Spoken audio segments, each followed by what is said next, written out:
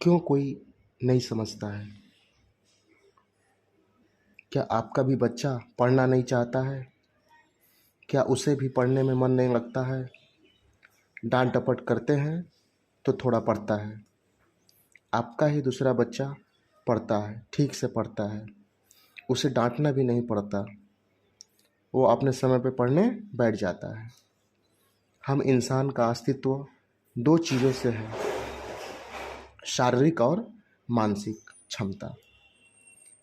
50% genetic होता है, जन्मजात होता है, उसे चेंज किया नहीं जा सकता है, जैसा हो गया वैसा हो गया। 25% निर्भर करता है हमारे एक्टिविटीज़ पे, जो हम काम करते हैं, जैसे हम रहे हैं। 25% इन्वायरमेंट पे, वातावरण पे डिपेंड होता है, कैसे रहें, किस वातावरण में रहें, किनके साथ रहें।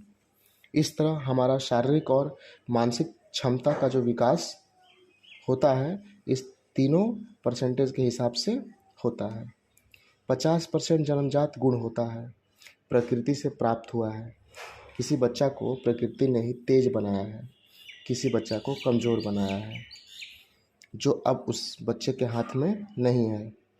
25% एक्टिविटीज़ पर निर्भर होता है, जन्म हुआ है तब से अब तक कैसे रहा, कैसा कार्य किया, कितना दबाव उस पर पड़ा, कितना दबाव उसे दिया गया, क्या क्या सिखाया गया, शारीरिक दबाव कितना पड़ा, मानसिक दबाव कितना पड़ा, और 25% एनवायरनमेंट, वातावरण से तय होता है। बच्चा किस तरह, कहाँ, किन लोगों के साथ बड़ा हुआ, यह सब बात मिलकर किसी भी बच्चा का प्रकृति, स्वभाव, विवेक तय करते हैं। आपको यह समझना होगा कि आपका बच्चा आज जैसा है, उसको जैसा मिला है और उसने जैसा किया है, या उसने जिस वातावरण में रहा है, उसी के कारण है। और आज और अब जो करेगा, जैसा रहेगा, जैसे ही उसका भविष्य बनेगा। हमारे हाथ में 50% है, जिसे पेरेंट्स ध्यान देंगे तो ठीक किया जा सकता है। परंतु आपके बच्चे को जो चीज़ जन्मजात ही प्राप्त हुआ है, या तो कमज़ोर या मध्यम या बहुत तेज, वो अब जैसा है वैसा ही रहेगा, उसे कोई चेंज नहीं कर सकता है। आप ये भी देखते होंगे कि कोई बच्चा बचपन में तेज़ था, परंतु बड़ा हुआ तो कमज़ोर हो गया। कोई बच्चा बचपन में कमज़ोर था, परंतु बड़ा हुआ तो तेज हो गया। ये सब जेनेटिक्स का नहीं था, क्योंकि वो चेंज कभी नहीं होता है। जैसा मिल चुका है सदा वैसा ही रहेगा। बच्चा जेनेटिकली तेज था, परंतु वो जाना नहीं था, उसका विकास उस तरह से नहीं हुआ था।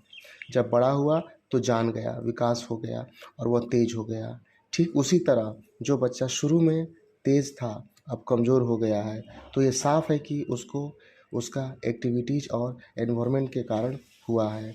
अब वो ठीक से ध्यान नहीं दे रहा है जितना बचपन में देता था। तो इन सब बातों से ये साफ हो जाता है कि हम एज ए पेरेंट्स परेशान ना हो। अगर हमारा एक बच्चा तेज है तो उसके पीछे कारण है, अगर एक बच्चा कमज़ोर है तो उसके पीछे भी सटीक कारण है।